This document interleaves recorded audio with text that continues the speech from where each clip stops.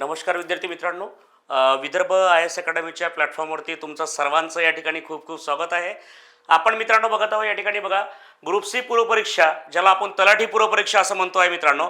आणि यामध्ये जे महत्त्वपूर्ण टॉपिक आहे, जे हॉट टॉपिक आहे महाराष्ट्र भूगोलाचे किंवा भारताच्या भूगोलाचे, या संदर्भात आपण या ठिकाणी एक सिरीज चालवलेली आहे. यामध्ये आपण पाहतोय की भूगोल विषयाचे जे प्रश्न आहे तर प्रश्नांसोबत सराव आपण या ठिकाणी करत आहोत बघा. ठीक आहे, तर प्रश्नांच्या माध्यमातून कन्सेप्ट असेल किंवा टॉपिक असेल तर हे सर्व आपण या ठिकाणी कव्हर करण्याचा प्रयत्न करत आहोत. ठीक आहे, तर आपल्या या ठिकाणी टार्गेट मित्रांनो ठरलेला आहे 25 ऑक्टोबर. त्यामध्ये तलाठीच्या वॅकन्सीज असो किंवा लिपिकचे पद असो किंवा निरीक्षक असो किंवा सहाय्यक पद असो बघा. ठीक आहे, तर मित्रांनो पूर्वपरीक्षेमध्ये कशा पद्धतीने प्रश्न फॉर्म होतात, ठीक आहे, हे आपण मागून जवळपास 6 पार्टमध्ये आपण पाहिलेला आहे. आजचा आपला हा 7वा पार्ट आपण या ठिकाणी कंटिन्यू करणार आहोत. ठीक आहे, आणि असे प्रश्न की जे संभाव्य आहे पूर्वपरीक्षेमध्ये आपल्याला विचारले जाऊ शकतात, असे टॉपिक की जे वारंवार परीक्षेमध्ये विचारले गेलेले आहे, अशा टॉपिकवरती आपण हे सर्व सिरीज चालवत आहोत बघा. ठीक आहे, चला बघा सुरुवात करूया सेशनला. बघा मित्रांनो, या ठिकाणी पहिलाच प्रश्न आपला जे भूशास्त्रीय रचना आहे, महाराष्ट्राची भूशास्त्रीय रचना, ठीक आहे, तर या टॉपिकवर आलेला आहे बघा. महाराष्ट्रामध्ये जे खडक प्रणाली आहे, बरोबर आहे, किंवा महाराष्ट्रामध्ये कोणता खडक आहे, कोणत्या जिल्ह्यामध्ये कोणता खडक आहे, तर त्यावर आधारित हा प्रश्न आहे बघा. ठीक आहे, आणि ॲक्सेप्टेड आहे मित्रांनो, कारण प्रत्येक वर्षी या टॉपिकवर प्रश्न रिपीट होत आहे बघा. ठीक आहे, चला बघूया. जसं की आपण पाहतो बघा, महाराष्ट्रातील धारवाड खडकांचा समूह प्रामुख्याने भंडारा, गोंदिया आणि नागपूर या जिल्ह्यांमध्ये आढळतो. हे झालं पहिलं स्टेटमेंट. ठीक आहे, त्यानंतर बघा कडप्पा खडकांच्या श्रेणीत लोहखनिज आणि लॅटेराइटचे साठे मुबलक प्रमाणात असतात. आणि तिसरं जे आहे बघा, दख्खनचे पठार हे प्रामुख्याने बेसॉल्ट खडकापासून बनलेले असून ते ज्वालामुखीच्या भेगात्मक उद्रेकातून निर्माण झालेले आहे. ठीक आहे, तर टोटली डिपेंडेड आहे बघा आपलं. ठीक आहे, कशावर? भूशास्त्रीय रचना या टॉपिकवर हा पहिला प्रश्न या ठिकाणी दिसतोय तुम्हाला बघा. ठीक आहे, चला बघा या प्रश्नाचं उत्तर आपल्याला सांगायचं आहे मित्रांनो. चला ओके, क्लिअर, प्रश्न क्लिअर दिसतो आहे. ठीक आहे, ओके. बघा या ठिकाणी ऑप्शन सुद्धा आपण बघतो आहे, 1, 2, 3, 4 आणि सब ऑप्शन मध्ये तुम्हाला दिला आहे ए बरोबर, बी बरोबर, ए बी, ए सी. ठीक आहे, तर मित्रांनो बघा हा जो टॉपिक आहे ना, हा आहे महाराष्ट्र पठाराशी संदर्भात बघा. ठीक आहे, महाराष्ट्रामध्ये आपण पाहतो की जो ज्वालामुखी झाला होता बघा. ठीक आहे, एकदम छोट्याशा कन्सेप्टच्या माध्यमातून आपण बघूया मित्रांनो.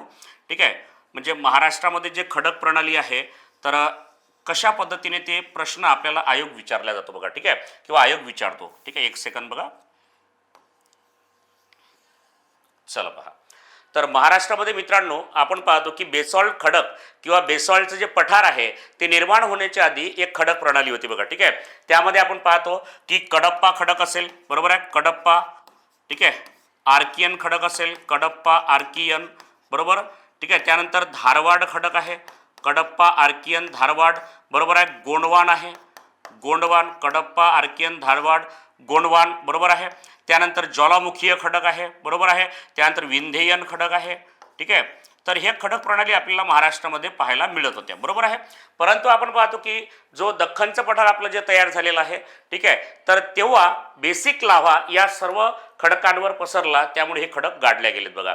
म्हणजे ओव्हरऑल मला काय म्हणायचं आहे बघा की महाराष्ट्राच्या जमिनीवर कडप्पा, गोंडवान, ठीक आहे, आर्कियन, धारवाड आणि विंध्ययन या खडक प्रणाली महाराष्ट्रामध्ये वेगवेगळ्या भागामध्ये आपल्याला पाहायला मिळत होत्या, बरोबर आहे. परंतु जो 7 कोटी वर्षाच्या अगोदर आपल्या महाराष्ट्रामध्ये जो भेगीय ज्वालामुखी घडला, ज्याला आपण भ्रंशमूलक ज्वालामुखी असं म्हणतो, तर त्या बेसिक लाव्यामध्ये काय झालं तर हे संपूर्ण खडक असे गाडल्या गेलेत बघा मित्रांनो, बरोबर आहे. ठीक आहे, अशा प्रकारे भेगीय ज्वालामुखी झाला आणि संपूर्ण खडक गाडल्या गेले. ही कन्सेप्ट मी तुम्हाला मागील 2 पार्टमध्ये ॲज इट इज सांगितलेली आहे, त्यामुळे आज आपण जास्त डिटेल जाणार नाही मित्रांनो. ठीक आहे ना, तुम्हाला ही कन्सेप्ट पाहायची असेल तर अगोदरचे जे पार्ट आहे ना, तर ते पार्ट एकदा क्लिअर एकदा बघून घ्यायचे बघा. एकूण 6 पार्ट पाहिलेले आहे आपण, त्यामध्ये अत्यंत महत्त्वाचे टॉपिक कव्हर केलेले आहे. जे विद्यार्थी आज पहिल्यांदा हे लेक्चर बघत आहे त्यांनी अगोदरचे part 1, part 2, part 3, part 4, part 5 आणि पार्ट 6 कंप्लीट या ठिकाणी बघायचे आहे बघा. ठीक आहे, ओव्हरऑल मला काय सांगायचं आहे, महाराष्ट्रामध्ये पूर्वी कोणते खडक असायचे? कडप्पा, आर्कियन, धारवाड, गोंडवान आणि विंध्ययन खडक असायचे. त्यानंतर जेव्हा बघा बेसिक प्रकारचा जो लाव्हा, ठीक आहे, आपण पाहतो ना की भ्रंशमूलक ज्वालामुखीच्या माध्यमातून, भेगीय ज्वालामुखीच्या माध्यमातून, ठीक आहे, हा लावा बाहेर निघाला आणि हे संपूर्ण खडक आतमध्ये गाडल्या गेलेत, बरोबर आहे. आणि महाराष्ट्रामध्ये बेसॉल्टचं खडक तयार झाला बघा. ठीक आहे, बेसॉल्टचं पठार तयार झालं. आपण पाहतो की बेसॉल्ट खडकाने महाराष्ट्राचा जवळपास 90% भाग व्यापलेला आहे, बरोबर आहे. ठीक आहे, आता यामधून बघा काय पाहायला मिळते आपल्याला. परंतु तरीही आजही आपल्याला बघा धारवाड असेल, आर्कियन असेल, कडप्पा असेल, तर हे खडक आपल्याला काही जिल्ह्यांमध्ये पाहायला मिळतात मित्रांनो, बरोबर आहे. ठीक आहे, तर बघा यावर पहिला प्रश्न, आपलं पहिलं विधान कोणतं आहे, तर महाराष्ट्रातील धारवाड खडकांचा समूह प्रामुख्याने भंडारा, गोंदिया आणि नागपूर जिल्ह्यांमध्ये आपल्याला पाहायला मिळतो, बरोबर आहे. म्हणजे अगदी या ठिकाणी तुमच्या लक्षात ठेवायचं, तुम्हाला जिल्हे विचारलेले आहे बघा. ठीक आहे, भंडारा, गोंदिया आणि नागपूर जिल्ह्यामध्ये पाहायला मिळतो. तर पहिलं स्टेटमेंट या ठिकाणी अगदी बरोबर येतो की धारवाड प्रणालीचे खडक जर तुम्हाला आजच्या कंडिशनमध्ये पाहायचे असेल तर ते कुठं पाहायला मिळते बघा. ठीक आहे, तर बघा इथं तुम्हाला दिसेल मित्रांनो. ठीक आहे, आपला जो भंडारा गोंदिया जो जिल्हा आहे बघा, भंडारा आहे किंवा गोंदिया जिल्हा आहे, तर या जिल्ह्यांमध्ये तुम्हाला या ठिकाणी पाहायला मिळतात बघा. ठीक आहे, क्लिअर. त्यानंतर बघा कडप्पा खडकाच्या श्रेणीत काय म्हटलंय, लोह खनिज आणि लॅटेराइटचे साठे मुबलक प्रमाणात असतात. ठीक आहे, तर इथं थोडा प्रॉब्लेम केलेला आहे बघा मित्रांनो, कारण कडप्पा खडकांमध्ये लोह खनिज किंवा लॅटेराइटचे साठे नाही. तर मित्रांनो बघा, तुम्हाला एक चार्ट दाखवतो, तो चार्ट एकदा पाठांतर करून ठेवा. मागील बघा जे PYQs आहे ना, तर PYQs वरून एक ॲनालिसिस असं निघते बघा मित्रांनो, की भूशास्त्रीय रचना विचारली की तुम्हाला काय लक्षात पाहिजे, कोणता खडक कोणत्या जिल्ह्यामध्ये आढळतो आणि त्या ठिकाणी कोणतं खनिज आढळते. बघा इथं तुम्हाला दिसेल, इथं दिसते बघा की आर्कियन हे कुठे येते, भंडारा, गोंदिया, चंद्रपूर, गडचिरोली, सिंधुदुर्ग आणि नांदेड. नांदेडमध्ये अत्यंत कमी प्रमाणात बघा मित्रांनो. ठीक आहे, तर बघा आर्कियन प्रकारचा खडक, महाराष्ट्राचा पायाभूत खडक कोणाला म्हणतात, तर आर्कियन खडकाला म्हणतात. महाराष्ट्राचा पायाभूत खडक कोणता आहे, आर्कियन खडक, बरोबर आहे. तर कुठं आहे, भंडारा, गोंदिया, चंद्रपूर, गडचिरोली, सिंधुदुर्ग. चला क्लिअर. आता हा आर्कियन जो खडक आहे यामध्ये कोणत्या प्रकारचे बघा खडक प्रणाली किंवा खडक रचना आढळते, तर बघा ग्रॅनाइट नावाचा खडक आहे, ज्याला कृष्णप्रस्तर असं म्हणतो आपण, नीस आहे, शिष्ट आहे, डोलोमाइट आहे, संगमरवर आहे, अब्रक, सिलिमोनाइट आहे. ठीक आहे, तर हे सर्व आपल्याला त्या ठिकाणी पाहायला मिळतात बघा. जसं ग्रॅन्युलाइट आहे, हॉर्न ब्लेड आहे, बरोबर आहे. तर हे जे आहे ते आपल्याला धारवाडमध्ये पाहायला मिळते. तर फक्त 3च गोष्टी लक्षात ठेवा, ग्रॅनाइट, नीस आणि शिष्ट. कुठे, तर आर्कियन खडकामध्ये मित्रांनो. बघा आर्कियन खडकामध्ये कोणते खडकाचे प्रकार किंवा खडक प्रणाली आढळते, तर मित्रांनो ग्रॅनाइट, नीस आणि शिष्ट, 3च गोष्टी लक्षात ठेवायच्या.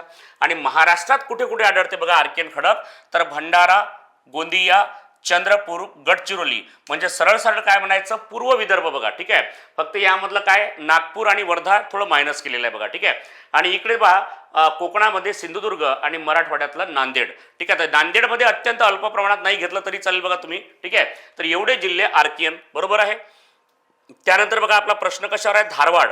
तर धारवाड महाराष्ट्रामध्ये कुठे कुठे आहे, भंडारा, चंद्रपूर आणि सिंधुदुर्गमध्ये थोड्या प्रमाणात बघा. ठीक आहे, या 3 जिल्ह्यांमध्ये धारवाड प्रणालीचे खडक आढळतात, बरोबर आहे.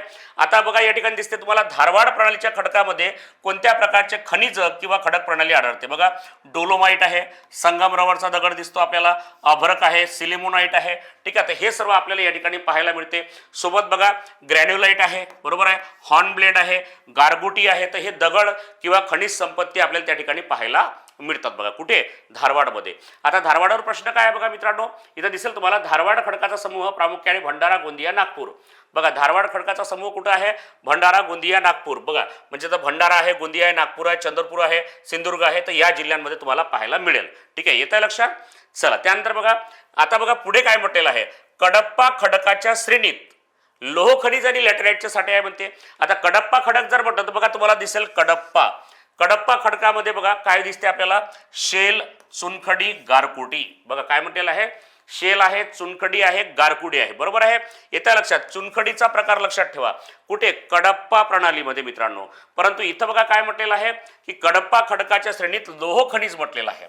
लोह खनिज पाहिजे का आपल्याला, नाही. त्यामुळे या ठिकाणी ऑप्शन नंबर 2 चुकीचं येणार आहे बघा. ठीक आहे, येत आहे लक्षात.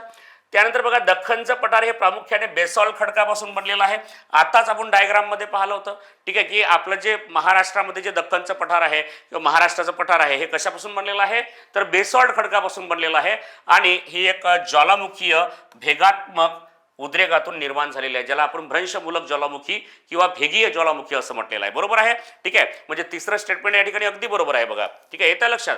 फक्त इथं काय झालेलं आहे बघा की कडप्पा खडकाच्या श्रेणीमध्ये यांनी लोह खनिज आणि लॅटेराइटचे साठे म्हटलेलं आहे. आणि आपल्याला इथं काय पाहिजे बघा, शेल, चुनखडी आणि गारगोटी पाहिजे, बरोबर आहे. ठीक आहे, यापैकी कोणतंही विचारलं असतं तरी बरोबर आलं असतं बघा. ठीक आहे, म्हणजे आता ऑप्शन काय येणार बघा, ए आणि सी. ए आणि सी बरोबर, म्हणजे ऑप्शन नंबर 2 मध्ये तुमचं करेक्ट उत्तर पाहायला मिळते बघा. ठीक आहे, चला येऊन आलेला मित्रांनो, क्लिअर होत आहे, लक्षात येत आहे. ओके, आता बघा हा जो चार्ट आहे ना, हा असाच्या असा पाठांतर करून ठेवा.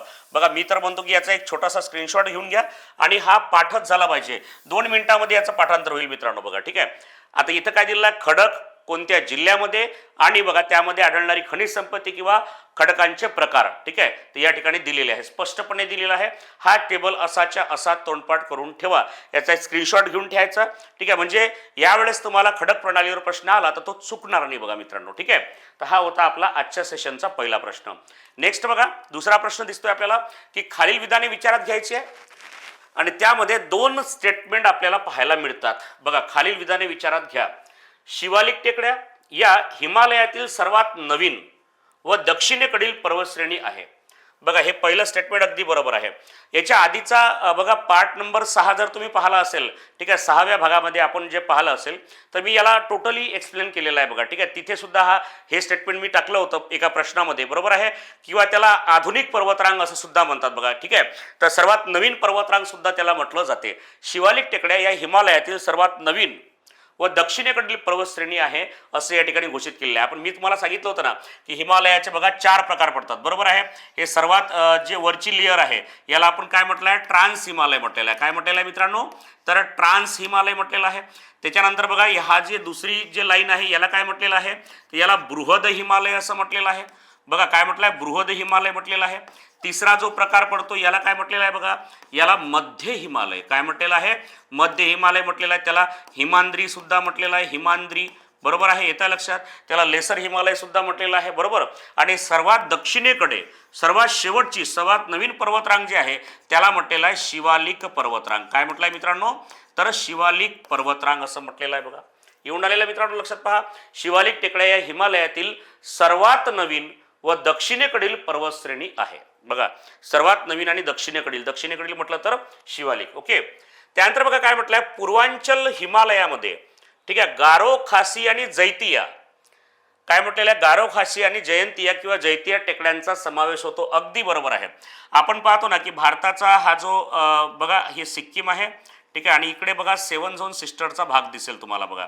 ठीक आहे, 7 झोन सिस्टरचा जो भाग आहे अशा पद्धतीने, बरोबर आहे. बघा त्रिपुरा, मिझोरम, बरोबर आहे.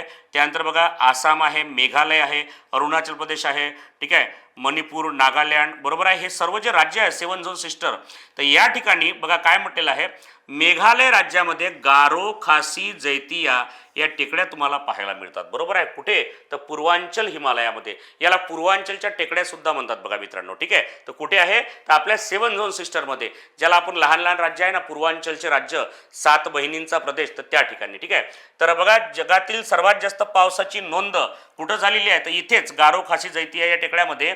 ठीक आहे, कोणतं, तर बघा या ठिकाणी चेरापुंजी आणि मोसिनराम, ठीक आहे, हे जे ठिकाण आहे या ठिकाणी जगातली सर्वात जास्त पावसाची नोंद झालेली आहे. आजही सर्वात जास्त पाऊस याच ठिकाणी पडतो बघा मित्रांनो. ठीक आहे, तर त्यामुळे हे सुद्धा सेंटेन्स काय आहे, बरोबर, म्हणजे ए आणि बी दोन्हीही सेंटेन्स या ठिकाणी करेक्ट आहे. ठीक आहे, बघा या ठिकाणी दिसेल तुम्हाला ऑप्शन नंबर 3, म्हणजे दोन्ही विधाने ए आणि बी काय आहे, बरोबर आहे. बघा टोटली कन्सेप्च्युअल प्रश्न आहे बघा, छोटासा प्रश्न आहे भारताच्या कन्सेप्टवर. ओके, त्यानंतर बघा नेक्स्ट बघा या ठिकाणी दिलेला आहे. आता आपला पेपर कशाचा आहे, ग्रुप सी पूर्व परीक्षेचा मित्रांनो. बघा हे विसरून चालणार नाही बघा की बघा इथं लक्षात ठेवायचं, तुम्हाला काही फॅक्च्युअल डेटा सुद्धा पाठांतर लागेल. जसं की बघा काय म्हटलेलं आहे, भारताच्या प्राकृतिक रचनेबाबत खालील जोड्या जुळवायच्या आहे. ठीक आहे, एकीकडे काय दिलेलं आहे बघा, पर्वतरांग किंवा टेकड्या दिलेल्या आहेत आणि दुसरीकडे दिलेल्या आहेत त्यातील उंच शिखर किंवा उच्च शिखर. ठीक आहे, तर बघा सातपुडा पर्वत आहे, अरवली पर्वत आहे, निलगिरी पर्वत आहे, अण्णामलाई डोंगर रांग आहे, बरोबर आहे. आणि एकीकडे दिलेली आहे बघा अण्णाईमुडी, धुपगड, गुरुशिखर आणि दोडा बेट्टा. ठीक आहे, मी तुम्हाला एकदा आपल्या भारताच्या नकाशामध्ये हे सर्व शो करून दाखवलं होतं की एक्झॅक्ट सर्व पर्वतरांगा भारतामध्ये कुठे कुठे पाहायला मिळतात बघा. ठीक आहे, चला पहा, येत आहे लक्षात. तर बघा इथे तुम्हाला एकदा पुन्हा त्याची एक रिव्हिजन करून देतो बघा. ठीक आहे, आपला हा जो भारत आहे, ठीक आहे, बघा झालं क्लिअर इथपर्यंत. आता याच्यामध्ये सर्वात पहिले सातपुडा डोंगररांग कुठं आहे बघा, तर भारताच्या मध्य भागामध्ये बघा. ठीक आहे, गुजरात पासून तर इकडे छत्तीसगड पर्यंत, बरोबर आहे. एकूण 900 किलोमीटर पसरलेली आपली काय सातपुडा पर्वतरांग. बघा लक्षात ठेवायचं आहे, सातपुडा पर्वतरांग. झालं क्लिअर. दुसरी कोणती आहे अरवली पर्वतरांग. हे कुठे येते बघा तर गुजरात राजस्थान, ठीक आहे. इकडे बघा गुजरात आहे, राजस्थान आहे, दिल्लीपर्यंत पसरलेली ही पर्वतरांग तुम्हाला दिसेल.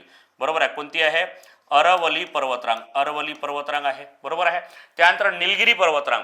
आता निलगिरी कुठं आहे तर बघा पूर्व घाट आणि पश्चिम घाट ज्या ठिकाणी एकत्र येतात, ठीक आहे, त्या पर्वतरांगेला काय म्हणतात निलगिरी पर्वतरांग किंवा त्यामधली बिलगिरी डोंगररांग. बरोबर आहे. तर बघा या ठिकाणी तुम्हाला दिसेल ही आहे निलगिरी पर्वतरांग. बरोबर आहे. बघा लक्षात घ्या निलगिरी पर्वत आहे. क्लिअर. आता निलगिरी पर्वत, ठीक आहे. त्यानंतर आहे अण्णामलई. तर अण्णामलई हे सेपरेट डोंगर नाही बघा मित्रांनो. तर भारतामध्ये आपल्याला दिसते की पश्चिम घाट बघा आहे, हा जो पश्चिम घाट आहे या पश्चिम घाटाला सह्याद्री पर्वत असं म्हटलेलं आहे. बघा काय म्हटलेलं आहे या पश्चिम घाटाला सह्याद्री पर्वतरांग असं सुद्धा म्हटलेलं आहे. आणि याच्यातील जे सर्वोच्च शिखर आहे सह्याद्री पर्वतरांगेतील किंवा पश्चिम घाटातील सर्वोच्च शिखर जे आहे, ठीक आहे, तर ते कोणते येते अण्णाईमुडी. परंतु बघा पश्चिम घाटातील एक डोंगर आहे ज्याला अण्णामलई डोंगर म्हणतात बघा. ठीक आहे. काय म्हणतात त्याला अण्णामलई डोंगर. ठीक आहे. तर ते कुठे कशामध्ये येते तर हे जे सह्याद्री पर्वतरांग आहे सह्याद्री, ठीक आहे, यालाच काय म्हटलेलं आहे तर पश्चिम घाट. बघा मित्रांनो सह्याद्री पर्वतालाच काय म्हटलेलं आहे पश्चिम घाट असं म्हटलेलं आहे. ठीक आहे. तर बघा हे सर्व क्लिअर झालं.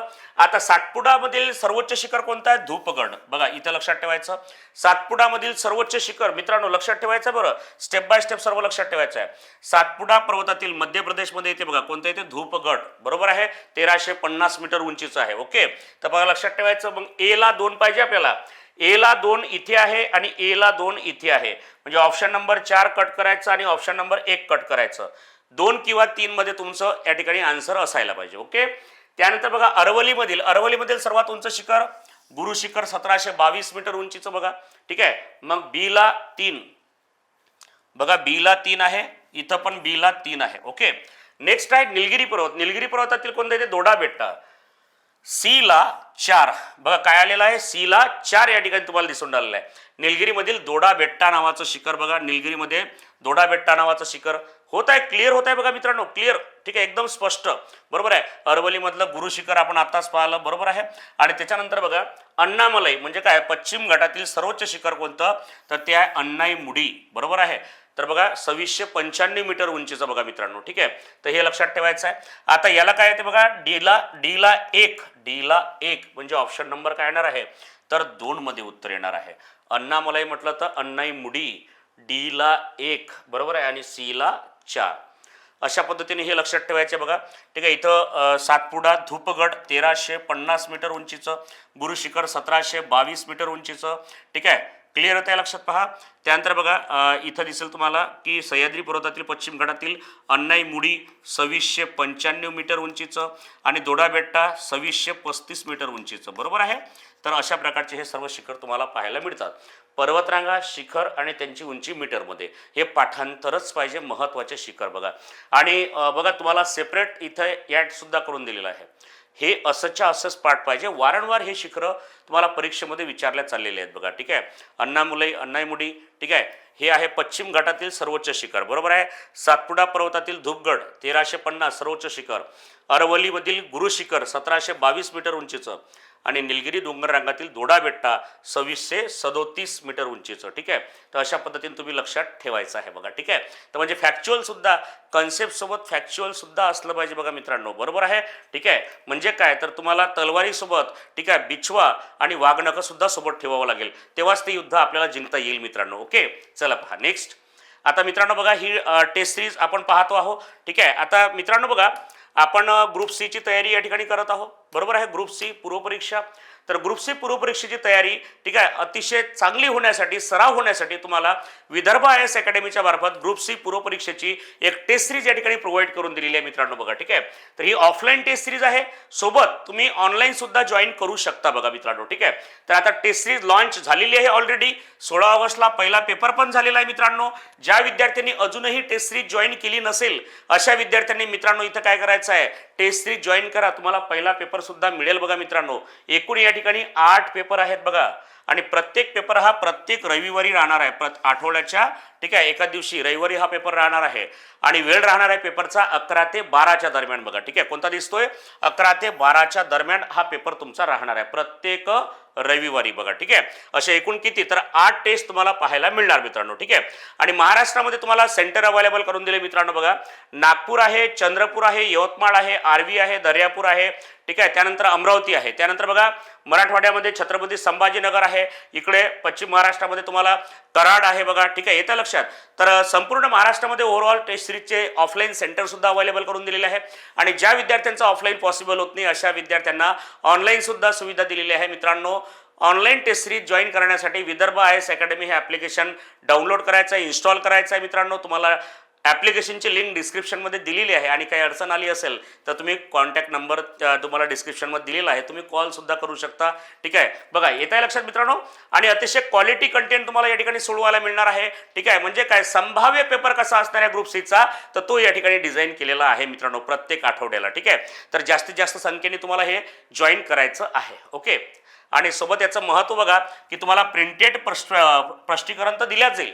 प्रत्येक पेपरचं प्रिंटेड स्पष्टीकरण प्लस प्रत्येक टेस्टमध्ये. ठीक आहे, जेवढे काही सब्जेक्ट आहे बघा, 8 सब्जेक्ट आपण म्हणतो ओव्हरऑल. ठीक आहे, 8ही सब्जेक्टचे तुम्हाला स्पष्टीकरणाचे व्हिडिओ ॲप्लिकेशनमध्ये प्रोव्हाइड केल्या जात आहे, ते सुद्धा विसरायचं नाही मित्रांनो. ठीक आहे, चला नेक्स्ट बघा, छान असा प्रश्न दिसतोय आपल्याला.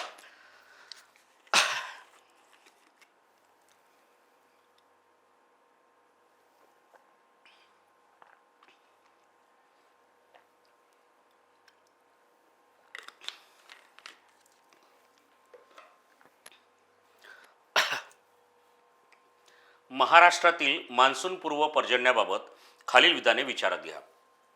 म्हणजे नॉर्मली महाराष्ट्रामध्ये पाऊस केव्हा पडतो? जून ते सप्टेंबर या कालखंडामध्ये मित्रांनो. तर ही गोष्ट कधीची आहे? जूनच्या आधीची. बरोबर आहे. हा प्रश्न कधीचा आहे? तर मान्सूनच्या आधी जो महाराष्ट्रामध्ये पाऊस पडतो, ठीक आहे, तर त्या पावसाला काय म्हणतात, असं यावर विधानं दिलेली आहे. पहिलं विधान, महाराष्ट्रात या पावसाला आंबेसरी म्हणून सुद्धा ओळखलं जाते किंवा मँगो शॉवर्स असं त्याला म्हणतात. हा पाऊस प्रामुख्याने स्थानिक औष्णिक अभिसरण प्रक्रियेमुळे पडतो. ठीक आहे, तर असं या ठिकाणी म्हटलेलं आहे बघा मित्रांनो. ठीक आहे, चला पहा. तर जवळपास आपण पाहतो मित्रांनो की कोकणामध्ये, बरोबर आहे, कोकणामध्ये आहे किंवा कोल्हापूरमधील चंदगड तालुक्यामध्ये आहे. बरोबर. ठीक आहे, तर हे जे ठिकाण आहे महाराष्ट्रामधले मान्सून पूर्व पर्जन्याबाबत खाली विधानाचा विचार करा म्हणते बघा. ठीक आहे, हे जे महाराष्ट्राची किनारपट्टी आहे बघा मित्रांनो, बरोबर आहे. ठीक आहे, आणि हा आहे सह्याद्री पर्वत, या दरम्यानचा हा जो भाग आहे, तर या ठिकाणी काही ठिकाणी काय पडतो बघा, पाऊस पडतो. बघा काही ठिकाणी काय पडतो, पाऊस. कधी?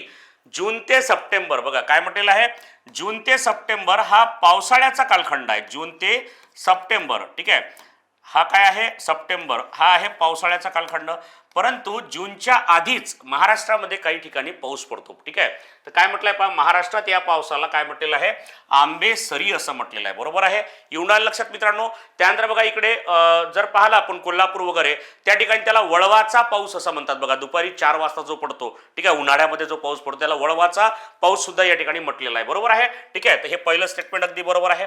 त्यानंतर बघा हा पाऊस प्रामुख्याने स्थानिक औष्णिक अभिसरण प्रक्रियेमुळे पडतो. कारण बघा मित्रांनो, आता जूनच्या आधी, ठीक आहे, म्हणजे काय एप्रिल आणि मे हे जे महिने असतात यामध्ये भयानक स्वरूपामध्ये उन्हाळा तापत असतो. बरोबर आहे. मग आता महाराष्ट्राच्या किनारपट्टीला काय लागलेला आहे, समुद्र किनारा लागलेला आहे. अरबी समुद्र आपल्याला या ठिकाणी पाहायला मिळतो मित्रांनो. मग या ठिकाणी काय होते, तर बघा समुद्राची जे वाफ आहे, ठीक आहे, ते उंच वर जाते आणि त्यामुळे काय होते, त्या ठिकाणी काळेकुट्ट अशा ढगांची काय होते, निर्मिती होते मित्रांनो. बरोबर आहे. आणि लगेच त्या ठिकाणी किनारपट्टीवर पाऊस पडतो. बरोबर आहे, कोकण किनारपट्टीवर. मग त्याला काय म्हटलेलं आहे बघा, तर स्थानिक औष्णिक अभिसरण प्रक्रियेमुळे त्या ठिकाणी काय पडतो, पाऊस पडतो. तर अगदी बरोबर, म्हणजे ए आणि बी पुन्हा हे दोन्ही विधाने काय, दोन्ही विधाने बरोबर येणार आहेत बघा. ठीक आहे, चला येऊन आलं मित्रांनो. अत्यंत छोट्या छोट्या कन्सेप्टवर प्रश्न घेतलेले आहे. ठीक आहे, मुद्दा म्हणून तुमचे सुटू नये, बरोबर आहे, आणि वेळेवर प्रश्न चुकू नये हा त्यामागचा उद्देश आहे बघा. ठीक आहे, चला नेक्स्ट क्वेश्चन पाहूया.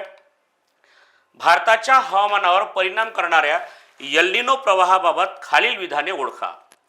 भारताच्या हवामानावर परिणाम करणाऱ्या एल निनो प्रवाहाबाबत खालील विधाने ओळखा. आता हा थोडा महत्त्वाचा प्रश्न आहे.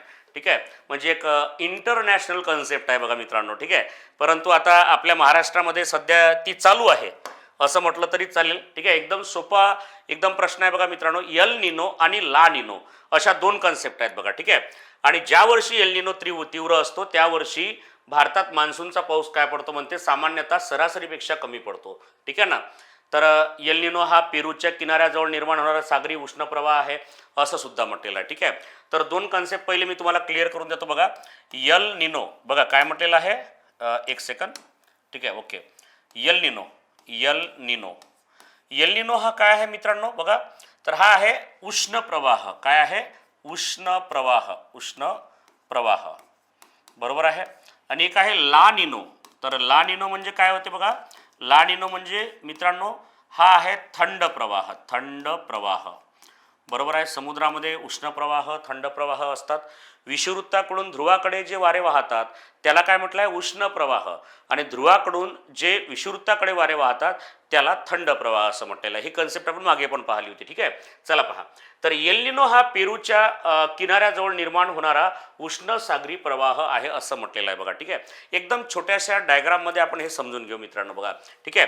तर बघा जवळपास आपण पाहतो की जो भारत आहे, बरोबर आहे, समजा सिम्पलचा एक मॅपच्या माध्यमातून आपण समजून घेऊ मित्रांनो बघा, ठीक आहे. अशा पद्धतीने हे सर्व खंड आपल्याला पाहायला मिळतात, ज्यामध्ये बघा हा आहे युरोप खंड, बरोबर आहे. हा आहे आशिया खंड बघा मित्रांनो, युरोप खंड, आशिया खंड, बरोबर आहे. इथं आपल्याला दिसतो हा आफ्रिका खंड आहे, बरोबर आहे. काय आहे?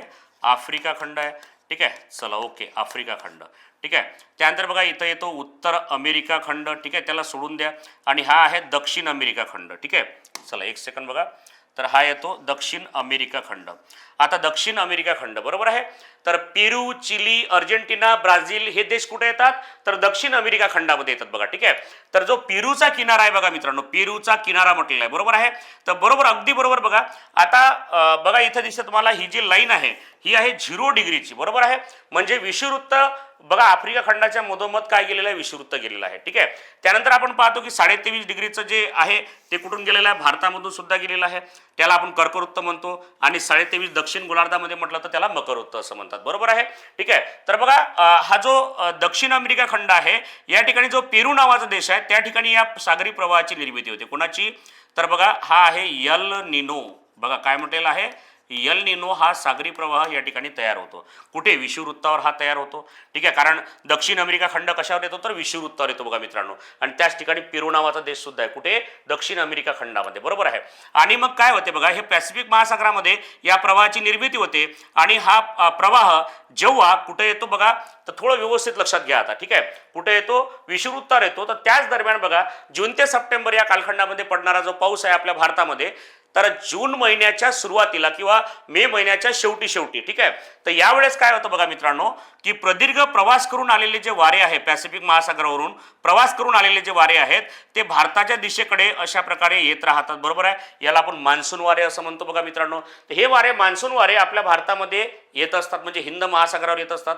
पॅसिफिक महासागरावरून हिंद महासागरावर बऱ्याच किलोमीटर अंतराचा प्रवास करून हे वारे सोबत खूप मोठ्या प्रमाणावर बाष्प आणतात, जेणेकरून जून ते सप्टेंबर या कालखंडामध्ये भारतामध्ये पाऊस दिला गेला पाहिजे बघा, ठीक आहे. परंतु काय होते, त्याच दरम्यान हा जो एल निनो आहे हा जर त्या ठिकाणी सक्रिय असला तर तो काय करतो, ठीक आहे, या मान्सून वाऱ्यांना तो काय करतो, आपल्या सोबत परत घेऊन जातो बघा, आपल्यासोबत परत घेऊन जातो. आणि कुठं घेऊन जातो, तर उत्तर अमेरिका खंडाच्या पश्चिम किनारपट्टीवर, कॅनडा या देशाच्या किनारपट्टीवर त्या वाऱ्यांना घेऊन जातो. आणि तिथं अतिशय चांगल्या पद्धतीने काय होते, तर पाऊस पडतो. मग काय झालं मित्रांनो बघा, जे वारे भारतात येणार होते, भारतात येऊन पाऊस देणार होते, हा एल निनो त्यांना कुठं घेऊन गेला, तर बघा कॅनडाच्या पश्चिम किनारपट्टीवर घेऊन गेला बघा. कोण? तर एल निनो. हा जो उष्ण सागरी प्रवाह आहे हा भारतामध्ये येणाऱ्या मान्सून वाऱ्यांना अतिशय धोकादायक असतो बघा. मग हा वारे याने काय केले, डायव्हर्ट केले. मग काही मोजकेच वारे फक्त आपल्या भारतामध्ये येतात बघा, आणि भारतामध्ये काय देतात, पाऊस देतात. त्यामुळे काय झालेलं आहे, ज्या वर्षी एल निनो हा काय असतो, तीव्र असतो, त्या वर्षी भारतात मान्सूनचा पाऊस हा काय पडतो, सामान्यतः सरासरीपेक्षा कमी पडत असतो बघा. व्यवस्थित लक्षात ठेवायचं आहे बघा तुम्हाला, ठीक आहे. येत्या लक्षात, म्हणजे जर एल निनो हा प्रशांत महासागरामध्ये, हिंद महासागरामध्ये जेव्हा सक्रिय असतो, ठीक आहे, तर तेव्हा हा काय करतो, भारतामध्ये येणारे मान्सून वारे डायव्हर्ट करतो आणि उत्तर अमेरिका खंडाच्या पश्चिम किनारपट्टीवर, म्हणजे कॅनडाच्या पश्चिम किनारपट्टीवर काय करतो, हा जो पाऊस भारतामध्ये पडणार होता हा पाऊस तिथे पडतो बघा मित्रांनो, ठीक आहे. आणि हे 2026 जे वर्ष आहे, या वर्षी हेच झालेलं आहे आपल्या ठीक आहे. म्हणजे भारतामध्ये पाऊस कमी पडण्याचं कारण काय, तर एल निनो सक्रिय झालेला आहे बघा. ठीक आहे. कुठे, तर आपल्या मान्सून वाऱ्यांच्या दरम्यान अडथळा म्हणून तो उभा राहिलेला आहे. बरोबर आहे. ठीक आहे. तर अगदी बरोबर, हे दोन्ही स्टेटमेंट एकमेकांवरती काय होते, डिपेंडेंट होते बघा. ठीक आहे. तर एल निनो हा पेरूच्या किनाऱ्याजवळ निर्माण होणारा उष्ण सागरी प्रवाह आहे. बरोबर. ठीक आहे. आणि दरवर्षीप्रमाणे ठीक आहे सरासरीपेक्षा जर कमी पाऊस पडत असेल तर त्या ठिकाणी एल निनो तीव्र सक्रिय झालेला असतो बघा. ठीक आहे. चालेल, क्लिअर. ए आणि बी दोन्ही विधाने या ठिकाणी पुन्हा तुमची बरोबर आलेली आहे. ऑप्शन नंबर 3 मध्ये, ऑप्शन नंबर सी मध्ये बघा. ठीक आहे.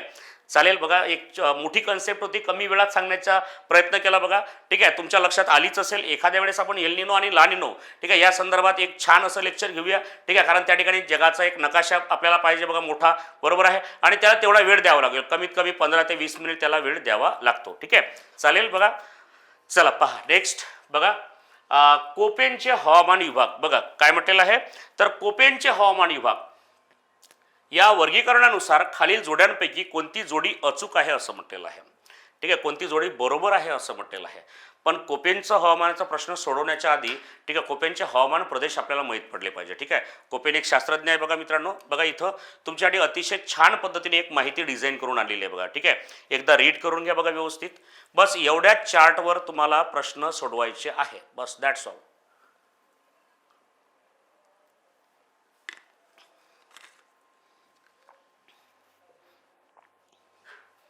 चला पहा.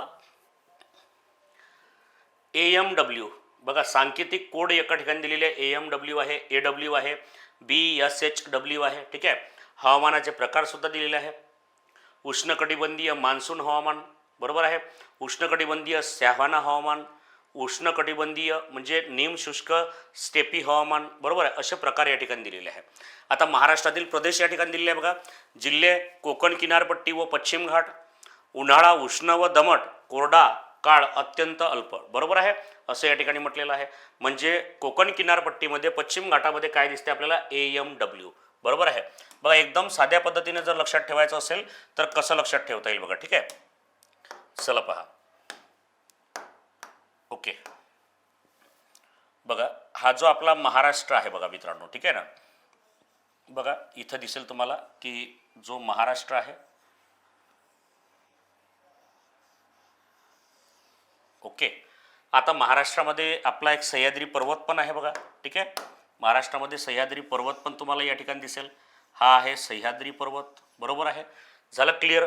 आता त्यांनी काय म्हटलेलं आहे बघा, जे भाग आहेत बघा मित्रांनो, इथं दिसते तुम्हाला की कोकण किनारपट्टी व पश्चिम घाट. ठीक आहे. तर या ठिकाणी म्हणजे वातावरण कसं आहे, उष्ण व दमट. ठीक आहे. कोरडा काळ अत्यंत अल्प असं या ठिकाणी म्हटलेलं आहे. म्हणजे उष्णकटिबंधीय मान्सून हवामान, AMW. AMW म्हटलं तर डायरेक्ट तुमच्या डोळ्यासमोर आलं पाहिजे बघा. याच्यानंतर लक्षात ठेवायचं बघा कोणता एरिया, तर इथं एक एरिया मी तुम्हाला बनवून देतो बघा मित्रांनो. ठीक आहे. हा संपूर्ण कोकण घ्यायचाच, बरोबर आहे. त्यामध्ये पश्चिम घाट सुद्धा संपूर्ण घेऊन घ्यायचा, म्हणजे तो प्रकार पडायचा इथून बघा मित्रांनो. ठीक आहे. हा जो प्रकार आहे ना, हा असा. तर याला म्हणायचं AMW. बघा काय म्हणायचं त्याला, तर AMW. ठीक आहे ना. येत आहे लक्षात. बस हा एरिया पूर्ण लक्षात ठेवा. ठीक आहे. चला येऊन आलेला आहे. तर याला म्हणायचं AMW. क्लिअर झालं इथपर्यंत. त्यानंतर बघा आता दुसरा जो भाग आहे AW म्हणजे उष्णकटिबंधीय सॅव्हाना हवामान, म्हणजे पूर्व महाराष्ट्र. पूर्व महाराष्ट्र म्हणजे कुठं गेलो आपण आता, नागपूर, वर्धा, भंडारा, गोंदिया, चंद्रपूर, गडचिरोली, विदर्भ आणि मराठवाड्याचा पूर्व भाग म्हटलेला आहे. आता मराठवाड्याचा पूर्व भाग जर म्हटलं त्याच्यामध्ये नांदेड येतो, परभणी, हिंगोली येतो, बरोबर आहे. तर त्या ठिकाणी पाऊस किती 100 ते 150 सेंटीमीटर आणि हिवाळा कोरडा असतो म्हणते बघा. ठीक आहे. तर बघा त्या प्रदेशामध्ये कोणता, तर AM हा भाग लक्षात ठेवायचा आहे. कोणता लक्षात ठेवायचा आहे, तर बघा AM हा भाग. ठीक आहे. म्हणजे असं म्हणा आता पूर्ण विदर्भ तर घ्यायचाच आणि सोबत काय घ्यायचं आहे तुम्हाला, तर हा जो एरिया आहे पूर्व विदर्भ आपला पूर्व मराठवाडा हा एरिया, बरोबर आहे. तर याला काय म्हणायचं आहे ओव्हरऑल तुम्हाला, चला क्लिअर, AW, बरोबर आहे. काय म्हणायचं आहे, AW. ठीक आहे. एकदम सोप्या पद्धतीने कसं लक्षात ठेवायचं, तर AW याला म्हणायचं, बरोबर आहे. हा जो एरिया आहे, ठीक आहे, विदर्भ आहे. ठीक आहे. पूर्व महाराष्ट्र म्हणजे विदर्भ म्हणायचा. ठीक आहे. चला ओके. आणि मराठवाड्याचा पूर्व भाग, मग त्यामधलं नांदेड आहे, परभणी, हिंगोली आहे, तर हे एरिया, बरोबर आहे. तर या एरियामध्ये पाऊस जवळपास किती म्हटलेला आहे, 100 ते 150 सेंटीमीटर. बघा कोणता म्हणायचा, 100 ते 150 सेंटीमीटर बघा हा आहे पाऊस AW मध्ये, ठीक आहे. तर AW अशा पद्धतीने लक्षात ठेवा. ओके. आणि AMW जर म्हटलं तर आता तर आपल्याला माहित आहे दक्षिण कोकणामध्ये पाऊस किती पडतो, 250 ते 300, बरोबर आहे. उत्तर कोकणामध्ये 200 ते 250 आणि पश्चिम घाटावर तर काही ठिकाणी 600 ते 800 सेंटीमीटर पर्यंत पाऊस पडतो बघा, ठीक आहे. जसं की आपण पाहतो महाबळेश्वर आहे, बरोबर आहे. म्हणजे काय, सातारा जिल्ह्यातील महाबळेश्वर, रायगड जिल्ह्यातील माथेरान आहे, बरोबर आहे. रत्नागिरी जिल्ह्यातील दापोली हे ठिकाण आहे. त्यानंतर बघा सिंधुदुर्ग जिल्ह्यातील अंबोली हे ठिकाण आहे. हे जे सह्याद्रीचे घाटमाथ्याचे प्रदेश आहे या ठिकाणी भयानक स्वरूपात पाऊस पडतो बघा, ठीक आहे. इकडे आपण सरासरी 300-350 सेंटीमीटर किंवा 250 ते 300 सेंटीमीटर आपण पाऊस पकडू शकतो, ठीक आहे. चालेल. आणि हा जो मधातला जो भाग राहिलेला आहे बघा, तर इथं दिसेल तुम्हाला आता की BSHW म्हणजे काय, तर पर्जन्य छायेचा प्रदेश, बरोबर आहे. जसं की उष्ण निम शुष्क स्टेपी हवामान सुद्धा याला म्हटलेलं आहे, पर्जन्य छायेचा प्रदेश, बरोबर आहे. आता महाराष्ट्रामध्ये पर्जन्य छायेमध्ये येणारे जिल्हे, ठीक आहे, आपण पाहतो किंवा महाराष्ट्रामध्ये दुष्काळग्रस्त जिल्हे कोणते, अहमदनगर आणि सोलापूर हे दोन जिल्हे मोठ्याने आपल्या डोळ्यासमोर येतात. परंतु पर्जन्य छायेचा प्रदेश जर म्हटला तर बघा या ठिकाणी दिसेल तुम्हाला की अहमदनगर सोलापूर तर आहेच, पुणे सातारा सांगली या जिल्ह्याचा पूर्व भाग, बीड आणि धाराशिव, बघा काय म्हटलंय, बीड आणि धाराशिव. अहमदनगर सोलापूर बीड धाराशिव हे संपूर्ण, बरोबर आहे. अहमदनगर सोलापूर बीड आणि धाराशिव आणि पुणे सातारा सांगलीचा पूर्व भाग, ठीक आहे. तर त्याला काय म्हणायचं आहे, BSHW, बघा काय म्हणायचं आहे त्याला, तर BSHW, ठीक आहे. बघा लक्षात घ्या, BSHW, ठीक आहे, हा भाग, बरोबर आहे. या ठिकाणी बघा अहमदनगर आहे, सोलापूर आहे, बीड आहे, त्यानंतर धाराशिव आहे, बरोबर आहे. तर हा संपूर्ण एरिया, ठीक आहे. तर इथं लक्षात ठेवायचं आहे तुम्हाला कोणतं हवामान घ्यायचं आहे तुम्हाला, ठीक आहे. तर BSHW हा नकाशा असंच लक्षात ठेवा मित्रांनो, ठीक आहे. म्हणजे अशा पद्धतीने जर तुम्ही लक्षात ठेवला तर लवकर तुमच्या लक्षात राहील, ठीक आहे. कोपेनचे हवामान विभाग. ओके. चला आता या नकाशावर आपल्याला काय करायचं आहे, प्रश्न सोडवायचा आहे बघा, ठीक आहे. चला पहा प्रश्न या ठिकाणी दिलेला आहे. AMW, आता AMW जर म्हटलं तर काय, AMW म्हटलं तर आपला कोकण आला, पश्चिम घाट आला, बरोबर आहे. तर नैऋत्य मान्सूनचा पाऊस पडणारा पश्चिम किनारपट्टी प्रदेश, बरोबर आहे का, यस, हो सर बरोबर आहे. म्हणजे नकाशाच्या पद्धतीनं बरोबर आहे सर, ठीक आहे. म्हणजे पहिला प्रश्न, पहिलं विधान आपला बरोबर आलेला आहे. त्यानंतर बघा BSHW म्हणजे हा झाला पर्जन्य छायेचा, अर्धशुष्क मान्सून म्हणजे महाराष्ट्रातील पर्जन्य छायेचा प्रदेश, बघा. म्हणजे आता कोपेन जेव्हा कोपेनचं हवामान आलं आणि त्याच्यावर प्रश्न आला की आपलं डोकं दुखते, आता दुखणार नाही, आता डोक्याची गोळी मिळालेली आहे बघा, ठीक आहे. येतं लक्षात, सॅरेडॉनची गोळी असते ना डोक्याची, ठीक आहे, मिळालेली आहे बघा मित्रांनो, ठीक आहे. चला क्लिअर येत आहे, पहिलंही स्टेटमेंट बरोबर, दुसरंही स्टेटमेंट बरोबर. BSHW अर्धशुष्क मान्सून, ठीक आहे, महाराष्ट्रातील पर्जन्य छायेचा प्रदेश. तर मग दोन्ही विधाने काय आहेत मित्रांनो या ठिकाणी बरोबर आहेत बघा, ठीक आहे. चला येऊन राहिले का बघा. म्हणजे हा नकाशा एकदा तुम्ही व्यवस्थित बघून घ्या, म्हणजे जेणेकरून पुन्हा विसरणार नाही. याचा एक स्क्रीनशॉट सुद्धा काढला तरीही चालेल बघा. चला येऊन राहिलं लक्षात, कोपेनचे हवामान दोन्ही विधाने बरोबर राहणार आहे बघा, ठीक आहे. चला बढिया. तर बघा पुढचा प्रश्न आपण पाहूया. ओके. चला पहा, हे एक वेळा नोट डाऊन करून घ्या किंवा स्क्रीनशॉट काढून घ्या आणि लवकरात लवकर पाठांतर करून टाका बघा, ठीक आहे. चला नेक्स्ट क्वेश्चन. महाराष्ट्रातील वनांच्या प्रकारानुसार खालील विधाने विचारात घ्यायची आहे बघा. महाराष्ट्रातील जे वनं आहेत तर वनाचे प्रकार आणि त्याच्यानुसार तुम्हाला विधानं लक्षात घ्यायची आहे. त्याच्या आधी मी तुम्हाला एक छोटासा नकाशा काढून एक कन्सेप्ट तुमची नेहमीसाठी क्लिअर करून टाकतो. महाराष्ट्रातील वने म्हटलं तर प्रश्न चुकायलाच नको बघा याच्यानंतर आता, ठीक आहे. चला महाराष्ट्रातील वने बघा, हा नकाशा असाच्या असा करून ठेवायचा. याच्यामध्ये पाठांतराचं मी तुम्हाला काहीच दिलेलं नाही आहे, ठीक आहे. बघा जेव्हा आपण हा संपूर्ण नकाशा पाहू ना तर पाठांतराचं मी तुम्हाला या ठिकाणी काहीच देणार नाही, बरोबर, ठीक आहे. बघा चला क्लिअर झालं इथपर्यंत. हा महाराष्ट्र आणि महाराष्ट्रामध्ये हा आहे आपला सह्याद्री पर्वत, बरोबर. चला पहा, हा झाला सह्याद्री पर्वत. ओके. बघा आता मित्रांनो, महाराष्ट्र जर पाहिलं आपण तर महाराष्ट्र उष्णकटिबंधीय प्रदेशामध्ये येतो. कशामध्ये येतो, उष्णकटिबंधीय प्रदेशामध्ये. कारण महाराष्ट्राच्या उत्तरेकडून काय गेलेलं आहे, कर्कवृत्त गेलेलं आहे, 23.5 अक्षांशाचं कर्कवृत्त गेलेलं आहे भारतामधून, बरोबर आहे. भारतातील 8 राज्यातून ते कर्कवृत्त गेलेलं आहे. त्यामुळे त्या कर्कवृत्ताच्या दक्षिणेकडे सर्वच राज्य कसे आहे, उष्ण कटिबंधीय प्रदेशामध्ये पाहायला मिळतात. बरोबर. आता मग काय झालं पहा मित्रांनो, आता भारतामध्ये पाऊस पडतो नैऋत्य मोसमी वारे. बरोबर आहे. महाराष्ट्रामध्ये सुद्धा आपण पाहतो की हा पश्चिम घाट आपल्याला दिसतो. बरोबर आहे. मग आता जेव्हा हे वारे जेव्हा कुठे येतात, महाराष्ट्रामध्ये येतात बघा. ठीक आहे. म्हणजे नैऋत्य मोसमी वारे जेव्हा महाराष्ट्रामध्ये येतात, सर्वात पहिले कुठे येतात तर सिंधुदुर्गमध्ये येतात बघा. सिंधुदुर्ग रत्नागिरीमध्ये. बरोबर आहे. मग सिंधुदुर्ग रत्नागिरीला आपण काय म्हटलेलं आहे तर दक्षिण कोकण असं म्हटलेलं आहे बघा. ठीक आहे. एकदम मी तुम्हाला जास्त लांबवणार नाही बघा, एकदम शॉर्टकट सांगतो. ठीक आहे. कोकण किनारपट्टीचे 2 भाग करायचे. याला म्हणायचं दक्षिण कोकण, याला म्हणायचं उत्तर कोकण. दक्षिण कोकणामध्ये 2च जिल्हे, रत्नागिरी आणि सिंधुदुर्ग. ठीक आहे. दक्षिण कोकणामध्ये कोणता पाऊस कोणती वने आहेत बघा, तर इथं सरळ लक्षात ठेवायचं उष्णकटिबंधीय सदाहरित वने. कोणती आहे, नावच तुम्हाला क्लिअर लिहून देतो बघा. उष्णकटिबंधीय सदाहरित वने. सदाहरित वने. उष्णकटिबंधीय सदाहरित वने. चला, क्लिअर झाला एक प्रकार तुमचा.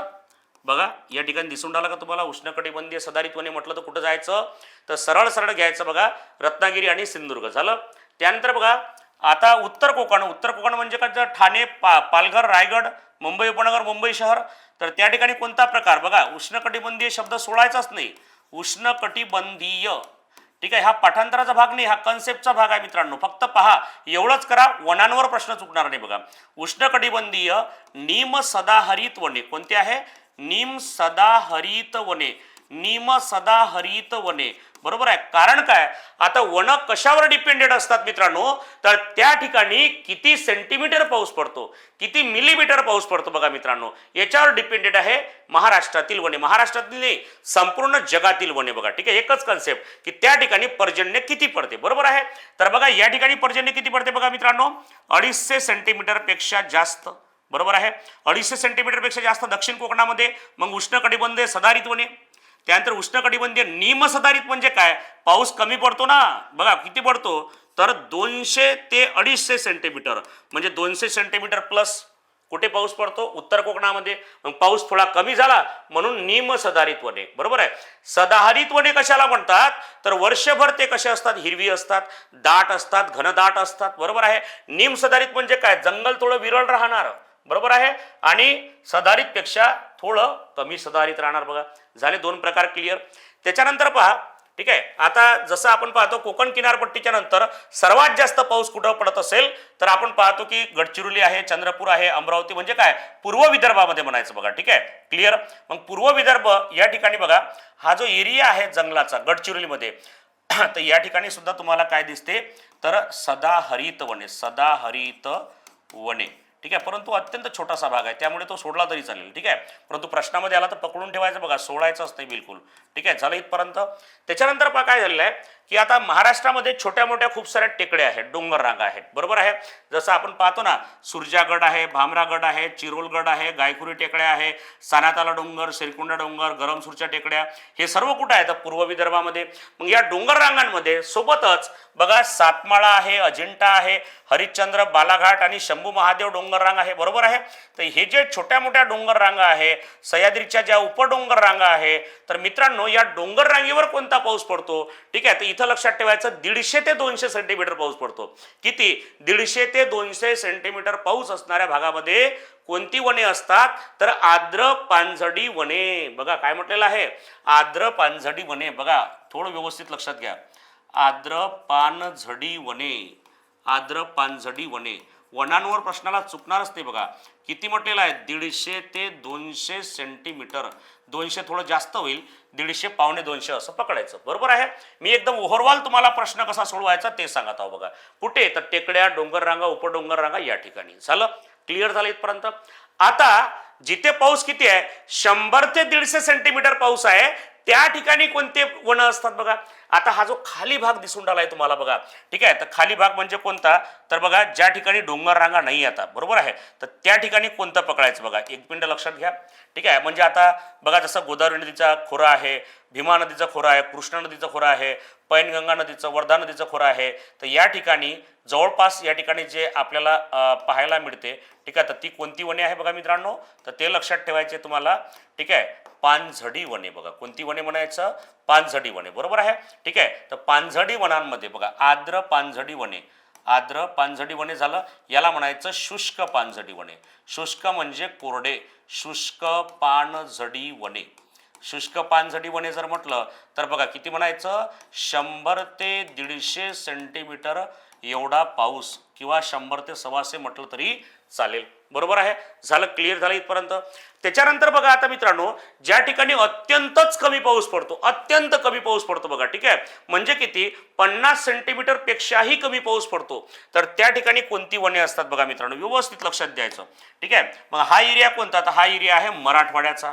मराठवाड्यामध्ये नॉर्मली असे काही ठिकाण आहेत त्या ठिकाणी 50 सेंटीमीटर पेक्षा कमी पाऊस पडतो, तर त्या ठिकाणी असतात मित्रांनो काटेरी वने. कोणती वने आहे, काटेरी वने. काटेरी वनांमध्ये किती पाऊस, तर 50 सेंटीमीटर, 50 सेंटीमीटर किंवा त्याच्यापेक्षा कमी पाऊस असतो, त्या ठिकाणी काटेरी वने असतात बघा.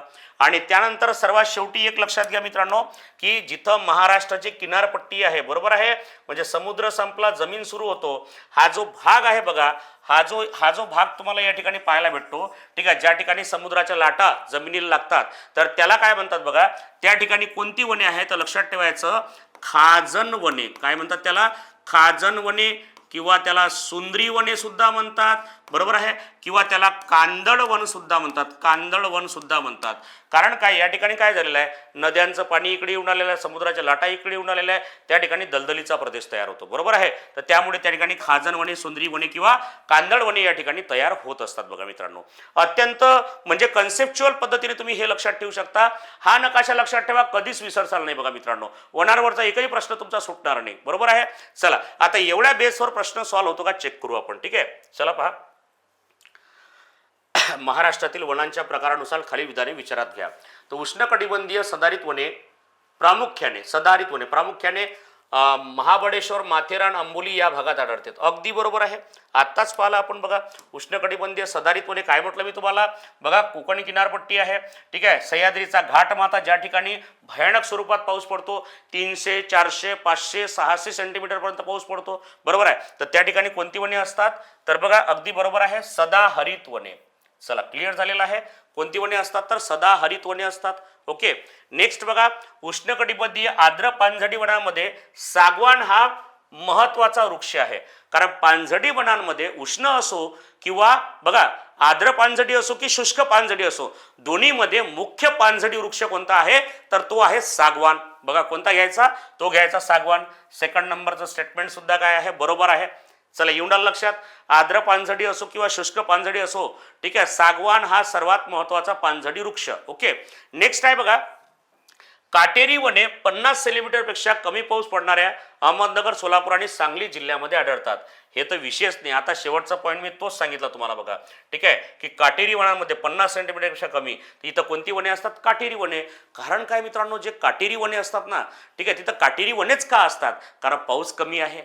ठीक आहे, आता मला एक सांगा, कमी पावसामध्ये जिथं 50 सेंटीमीटर किंवा त्याच्यापेक्षाही पाऊस कमी आहे आणि तिथं जर उंच झाड असेल, त्या झाडाचे पानं जर एवढे मोठे मोठे असेल, तर ते जगू शकते का झाड, नाही, झाड मरू नये म्हणून झाड स्वतःला जास्त तिथं उंच होऊच देत नाही. म्हणजे काटेरी वनांची उंची किती असते, लहान लहान आपण पाहिले नाही ना, हिवराचे झाड असेल, बाबूरचे झाड असेल, बरोबर आहे, जे काटे, ज्या झाडाला काटे असतात त्यांची उंची बघा कमी असतात, पानं बारीक बारीक लहान लहान असतात, बरोबर आहे, कारण त्यांना जगायचं असते पुढचा पावसाळा येईपर्यंत बघा.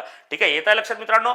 तर अशा पद्धतीने या नकाशावरून तुमचे तिन्ही बघा स्टेटमेंट अगदी बरोबर आलेले आहे. म्हणजे वरीलपैकी सर्व विधाने काय येत आहे, बरोबर येत आहे बघा मित्रांनो. ठीक आहे, म्हणजे जवळपास जर नकाशा क्लिअर असेल, कन्सेप्ट क्लिअर असेल, तर तुम्हाला फॅक्च्युअल डेटा कधी कधी माहीत नसला तरीही प्रश्न बरोबर येतात.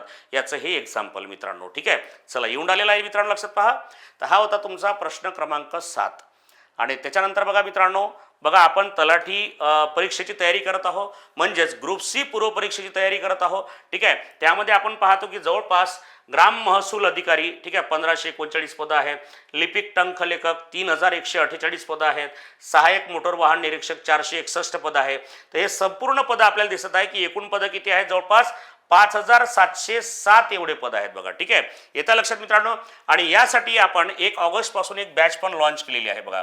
ठीक आहे, विदर्भ आय एस अकॅडमीच्या मार्फत विद्यार्थ्यांना एक फास्ट ट्रॅक बॅच या ठिकाणी लॉन्च करून दिलेली आहे मित्रांनो बघा. फास्ट ट्रॅक बॅच बरोबर आहे, जी 1 ऑगस्ट पासून चालू झालेली आहे. ठीक आहे, खूप सारे विद्यार्थ्यांनी जॉईन केलेली आहे बघा मित्रांनो. आणखी तुमच्या जवळूनही आणखी वेळ गेलेला नाही मित्रांनो. ठीक आहे, तुम्ही अजूनही ही बॅच जॉईन करू शकता, कारण अतिशय डिटेल्डमध्ये सर्व आणि फास्ट पद्धतीने या ठिकाणी सर्व गोष्टी करून घेतल्या जात आहे.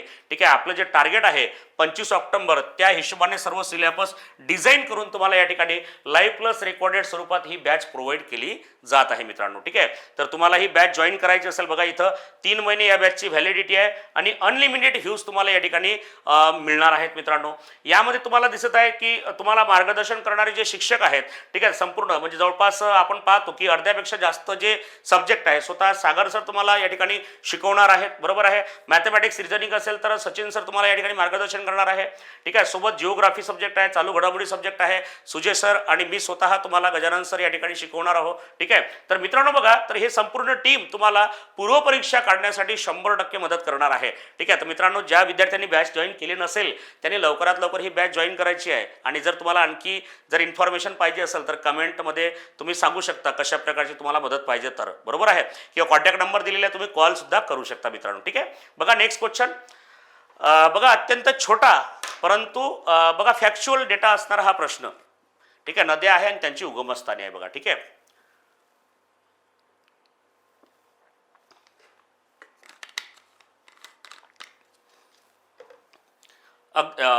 अतिशय सोपा हा प्रश्न आहे, कठीण प्रश्न नाही बघा. बघा, काही नद्या दिलेल्या आहेत आणि त्यांचे उगमस्थानं दिलेले आहेत बघा. ठीक आहे, तर यांच्या जोड्या जुळवायच्या आहे. नर्मदा नदी आहे. आता नर्मदा नदी ही भारतातील सर्वात मोठी पश्चिमवाहिनी नदी आहे. ठीक आहे, हिचा उगम मी बऱ्याच वेळा तुम्हाला या 5 ते 6 पार्टमध्ये बऱ्याच वेळा सांगितलेला आहे. नर्मदा नदीचा उगम कुठे होतो, मध्य प्रदेश राज्यामध्ये. कुठे होतो, मध्य प्रदेश राज्यामध्ये अमरकंटक पठारावर. बरोबर आहे, मैक्कल पर्वतश्रेणीमध्ये या ठिकाणी काय होतो, नर्मदा नदीचा उगम होतो. बरोबर आहे, ही नदी पश्चिमेकडे वाहते बघा मित्रांनो. बघा, अमरकंटक पासून कुठपर्यंत, तर बघा इथपर्यंत, कुठे, भडोच. बरोबर आहे, कुठपर्यंत, भडोच. तर अमरकंटक पठारावर उगम पावते. बरोबर आहे, मध्य प्रदेश, महाराष्ट्र आणि गुजरात या 3 राज्यांमधून वाहते. आणि गुजरातमध्ये भडोच या ठिकाणी अरबी समुद्राला जाऊन मिळते. बरोबर आहे, मग एला पाहिजे आपल्याला 2. एला 2 नंबरचा ऑप्शन इथं आहे. बरोबर आहे, एला 2 नंबरचा ऑप्शन इथं आहे. मग 4 नंबरचा ऑप्शन कट करा आणि 1 नंबरचा ऑप्शन कट करा. 2 किंवा 3 मध्ये तुमचं उत्तर येणार आहे. ठीक आहे, त्यानंतर बघा मित्रांनो, तापी नदी. तापी नदी सुद्धा भारतातील दुसऱ्या क्रमांकाची सर्वात मोठी पश्चिमवाहिनी नदी आहे बघा. ठीक आहे, तर तापी नदी मध्य प्रदेशमध्येच बघा, कुठे, मध्य प्रदेशमध्ये बैतूल जिल्ह्यामध्ये मुलतई या ठिकाणी उगम पावते. कुठे, मुलतई या ठिकाणी. बरोबर आहे, भारतामध्ये एकूण 724 किलोमीटर लांबीची आणि महाराष्ट्रामध्ये 208 किलोमीटर लांबीची ही नदी आहे बघा मित्रांनो. ठीक आहे, तर हे लक्षात ठेवायचं तुम्हाला, पश्चिमवाहिनी नदी. बरोबर आहे, कोणती आहे, तापी. तर बीला काय येणार आहे, 3. बीला 3 या ठिकाणी आहे. बीला 3 या ठिकाणी आहे बघा. अजूनही प्रश्न सॉल्व्ह झालेला नाही. ठीक आहे, त्यानंतर बघा इथे दिसते तुम्हाला कृष्णा आणि कावेरी. आता कृष्णा तर तुम्हाला माहितच आहे, कृष्णा नदी महाराष्ट्रामध्ये सातारा जिल्ह्यातील महाबळेश्वर या ठिकाणी उगम पावते. बरोबर आहे, आणि सातारा, कोल्हापूर या 2 जिल्ह्यामधून वाहत जाऊन कुठे जाते, कर्नाटक राज्यामध्ये जाते. बरोबर आहे, आणि कर्नाटक, महाराष्ट्र, कर्नाटक, तेलंगणा आणि आंध्र प्रदेश, आणि शेवटी आंध्र प्रदेशमध्ये विशाखापट्टणम, मचिलीपट्टणम या ठिकाणी जाऊन काय करते, समुद्राला जाऊन मिळते बघा मित्रांनो. ठीक आहे, तर ही आहे कृष्णा. तर कृष्णा म्हटलं तर महाबळेश्वर, सातारा पूर्व वाहिनी नदी आहे. बरोबर आहे, मग डीला 1 बघा, डीला इथं 4 दिलेला आहे, मग हा तर चालणारच नाही. डीला इथं 1 दिलेला आहे, मग हा प्रश्न तुमचा बरोबर आहे, ऑप्शन नंबर 2. आणि जे कावेरी नदी आहे हिचं वैशिष्ट्य काय, ही 12ही महिने वाहणारी एकमेव नदी आहे बघा. दक्षिण भारतातील 12ही महिने वाहणारी एकमेव नदी म्हणजे कोणती, तर कृष्णा नदी. तर बघा सॉरी, कोणती, कावेरी नदी. तर कावेरी नदीचा उगम कुठं होतो, तर सह्याद्री डोंगर रांगेमध्ये ब्रह्मगिरी म्हणजे सह्याद्री पर्वतातील ब्रह्मगिरी डोंगर रांगेमध्ये. बरोबर आहे, जर पहा लक्षात ठेवायचं सीला काय लागेल 4, तर सीला 4 अगदी बरोबर या ठिकाणी उत्तर आहे बघा. तर ऑप्शन नंबर 2 म्हणजे या प्रश्नावरून काय येते आपल्या लक्षात की नद्यांचे उगम जर विचारले तर ते सुद्धा आपल्याला करून ठेवायचे आहे. अशा पद्धतीने करून ठेवा बघा मित्रांनो. सोबत आपण काही नद्यांच्या लांब्या सुद्धा पाहिल्या, काही वैशिष्ट्ये पाहिले, ते सुद्धा लक्षात असू द्या. ते फॅक्च्युअल म्हणून आपल्याला पेपरमध्ये एक्झाममध्ये विचारतात. ठीक आहे, चला नेक्स्ट क्वेश्चन बघा. सिंधू नदीच्या उपनद्यांचा उत्तरेकडून दक्षिणेकडे अचूक क्रम लावायचा आहे. बरोबर आहे. बघा आता सिंधू नदीच्या उपनद्या, ठीक आहे. आता सिंधू नदीला थोडं आपण जास्त डिटेलमध्ये नाही घेणार, परीक्षेच्या दृष्टिकोनातून जेवढं महत्त्वाचं आहे तेवढं फक्त आपण या ठिकाणी पाहणार आहोत बघा. ठीक आहे, चालेल बघा. ओके, चला पहा. बघा मित्रांनो पहा, तर आपला जो भारत आहे, ठीक आहे, एकदम सोप्या पद्धतीने मी तुम्हाला सांगणार आहोत, एकदमच सोप्या पद्धतीने बघा. चला हा भारत आहे, ठीक आहे, अशा पद्धतीचा. ओके, आता इथं तिबेट प्रांतामध्ये एक सरोवर आहे, मान सरोवर. तिबेट प्रांतामध्ये या ठिकाणी हिमालयामध्ये एक सरोवर आहे ज्याला काय म्हटलं आहे, मान सरोवर असं म्हटलेलं आहे बघा. ठीक आहे, या मान सरोवरामधून एका नदीचा उगम होतो. ठीक आहे, तर मान सरोवर अतिशय बर्फाने आच्छादलेलं आहे बघा. ठीक आहे, आणि इथून एका बर्फाच्या नदीचा उगम होतो. बरोबर आहे. तर ती बर्फाची नदी म्हणजे तिचं नाव काय आहे, तिचं नाव आहे बोखरचू. काय आहे बघा, तर बोखरचू हे नाव आहे. बरोबर आहे. आणि ही नदी बघा अशी पश्चिमेकडे वाहते. बरोबर आहे. त्यानंतर भारतामध्ये आल्यावर तिला आपण काय म्हणतो, सिंधू नदी असं म्हणतो बघा. काय म्हणतात तिला, सिंधू नदी असं म्हणतात. बरोबर आहे, सिंधू नदी. बरोबर. आणि नंतर ती अशा प्रकारे, आता पूर्वी तर पाकिस्तान नव्हता, पहिले ते सिंध प्रांत होता, सिंधू नदीच्या नावावर सिंध प्रांत होता. बरोबर आहे. तर सिंधू नदी ही आजच्या पाकिस्तानमध्ये अशा प्रकारे वाहते. बरोबर आहे. आणि अशा प्रकारे शेवटी कुठे तर अरबी समुद्राला जाऊन मिळते. म्हणजे तुम्ही पाहाल की सिंधू नदीचा मोस्ट ऑफ भाग हा आजच्या कुठे आहे, तर पाकिस्तानमध्ये वाहते बघा मित्रांनो. ठीक आहे, अशा पद्धतीनं थोडंफार तुम्ही लक्षात ठेवू शकता. ओके, चला पहा, थोडा या ठिकाणी भारताचा एक आणखी शेप तुम्हाला या ठिकाणी करून देतो. चला ओके, चला क्लिअर झालं इथपर्यंत. ही झाली सिंधू नदी. बरोबर आहे. आता या सिंधू नदीच्या उपनद्या आपल्याला पाहायच्या आहेत. बरोबर आहे. इथं काय म्हटलं आहे, सिंधू नदीच्या उपनद्यांचा उत्तरेकडून दक्षिणेकडे क्रम लावायचा आहे. झालं क्लिअर इथपर्यंत. चला पहा, तर ही नदी कोणती आहे, सिंधू नदी आहे बघा मित्रांनो. व्यवस्थित लक्ष द्यायचा. ठीक आहे, चालेल. सिंधू कशी आहे, पश्चिमोहीन नदी आहे बघा. आता बघा इथं काय म्हटलेलं आहे, या मानसरोवराच्या बघा कोणत्या दिशेला, नैऋत्य दिशेला एक सरोवर आहे. त्या सरोवराचं नाव आहे राकस सरोवर. कोणतं सरोवर आहे, राकस सरोवर. चला, कोणतं सरोवर आहे, राकस सरोवर. या राकस सरोवर मधून एका नदीचा उगम होतो. ती नदी म्हणजे कोणती आहे बघा. बघा तुम्ही गेस करू शकता कोणती नदी आहे बघा मित्रांनो. बघा कोणती आहे, सतलज. कोणती नदी आहे, सतलज. आणि ही नदी डायरेक्ट सिंधू नदीला जाऊन मिळते. येत्या लक्षात, कोणती नदी आहे, सतलज नदी. सतलज अशाच पद्धतीने लक्षात ठेवायचं आहे बघा तुम्हाला. कोणती नदी येते, सतलज नदी बघा मित्रांनो. तर सिंधू आणि सतलज या दोन नद्यांचा संगम कुठं होतो, तर पाकिस्तानमध्ये. पाकिस्तानमध्ये मिठानकोट नावाचं ठिकाण आहे. कोणतं आहे, मिठानकोट. बघा काय म्हटलेलं आहे, मिठानकोट नावाचं ठिकाण आहे. सिंधूची उपनदी, सर्वात मोठी उपनदी कोणती आहे, सतलज. बरोबर आहे. तर सतलज नदी डायरेक्ट कोणाला जाऊन मिळते, तर सिंधू नदीला जाऊन मिळते. झालं क्लिअर झालं बघा मित्रांनो. आता आपल्याला याचा उत्तरेकडून दक्षिणेकडे क्रम लावायचा आहे. बरोबर आहे. तर सर्वात पहिले लक्षात ठेवायचं, झेलम नदी. बघा कोणती नदी आहे, तर झेलम नदी आहे बघा मित्रांनो. कोणती आहे, झेलम. बघा आता स्टेप बाय स्टेप लक्षात ठेवा. झेलम. सिंधूच्या नंतर कोणती पाहिजे, झेलम. तर मग सर्वात पहिले काय घ्यायचं, झेलम. झेलम ही 2 ऑप्शनमध्ये आहे. मग चिनाब आणि रावी कट करा. ऑप्शन 1 आणि 3 मध्ये तुमचं उत्तर राहणार आहे. बरोबर आहे. चला येऊन आलं का लक्षात मित्रांनो, क्लिअर. त्याच्यानंतर बघा दुसरी नदी येते चिनाब. बघा कोणती नदी आहे, तर चिनाब नदी. बघा मित्रांनो कोणती, पहा या ठिकाणी तुम्हाला दिसून राहिलं आहे, चिनाब नदी. बघा चिनाब, चिनाब नदी आहे. बरोबर आहे. येता लक्षात, स्टेप बाय स्टेप फक्त क्रम लक्षात ठेवा. झेलम, चिनाब. बरोबर आहे. त्यानंतर आहे रावी. बघा काय म्हटलं आहे, रावी नदी या ठिकाणी पाहायला मिळते बघा तुम्हाला, रावी नदी. बरोबर आहे. ही आहे तुमची रावी, रावी नदी. आणि रावीला एक छोटीशी नदी येऊन मिळते बघा, ती आहे बियास. कोणती नदी आहे, बियास. बियास नदी बघा. ठीक आहे. मग झेलम, चिनाब, रावी, बियास आणि सर्वात दक्षिणेकडे सतलज. बरोबर आहे. इथं सेकंडला रावी घेतली, त्यामुळे हे सुद्धा ऑप्शन कट. ऑप्शन नंबर उत्तर काय येणार आहे, ऑप्शन नंबर 1 मध्ये तुमचं उत्तर करेक्ट राहणार आहे बघा. ठीक आहे. तर ऑप्शन नंबर काय, तर अगदी बरोबर, झेलम, चिनाब, रावी, बियास, सतलज. झेलम, चिनाब, रावी, बियास, सतलज. बरोबर आहे. चला, तर लक्षात ठेवायचं आहे अशा पद्धतीने हे नावं तुम्हाला मी इथं ड्रॉ करून सांगितलेलं आहे. ठीक आहे, सिंधू नदी पहिले काढली आपण, सतलज नंतर काढली, म्हणजे सतलज सर्वात शेवटी घ्यायचं. बघा इथं तर हे ऑप्शन तसंच निघालं होतं बघा, तुमच्या जर लक्षात येत असेल. तुम्हाला फक्त सर्वात उत्तरेकडची नदी जर माहीत असती, बघा सर्वात उत्तरेकडे काय झेलम, तुम्ही म्हणसाल झेलम सर 2 ऑप्शनमध्ये आहे. अरे बाबा पण सर्वात दक्षिणेकडे काय आहे, सतलज पाहिजे ना, इथं तर बियास आहे, मग हे चालते का, नाही ना. बरोबर आहे, प्रॉब्लेम सॉल्व्ह झाला होता बघा इथंच. ठीक आहे, म्हणजे option number 1 Jhelum Chenab Ravi Beas Sutlej, Jhelum Chenab Ravi Beas Sutlej, that's all. ठीक आहे, बस एवढंच लक्षात ठेवा बघा. हा अतिशय एक छोटासा प्रश्न होता बघा मित्रांनो. त्यानंतर बघा एक आणखी महाराष्ट्राशी निगडीत आणि एकदम म्हणजे फॅक्च्युअल प्रश्न आहे, कारण आपली परीक्षा ग्रुप सीची आहे मित्रांनो, हे पण विसरून चालणार नाही.